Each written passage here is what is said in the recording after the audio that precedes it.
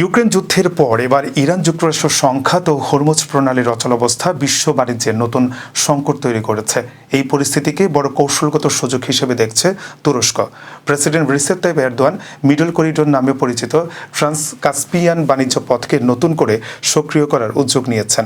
এই রুট চীন, মধ্য এশিয়া, কাস্পিয়ান সাগর, আজারবাইজান ও জর্জিয়ার মাধ্যমে ইউরোপকে যুক্ত করবে। হরমুজ প্রণালীতে উত্তেজনা বাড়ায় বিকল্প বাণিজ্য পথের গুরুত্ব বেড়েছে।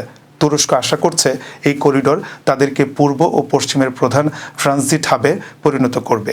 একই সঙ্গে মধ্য এশিয়ার জ্বালানি সম্পদ ও তুর্কিভাষী রাষ্ট্রগুলোর সঙ্গে প্রভাব বিস্তারের সুযোগও পাবে আঙ্কারা।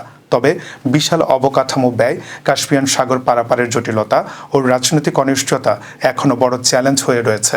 তারপরও বর্তমান বৈশ্বিক সংকট তুরস্কের জন্য এক নতুন ভূ রাজনৈতিক সম্ভাবনার দরজা খুলে দিয়েছে।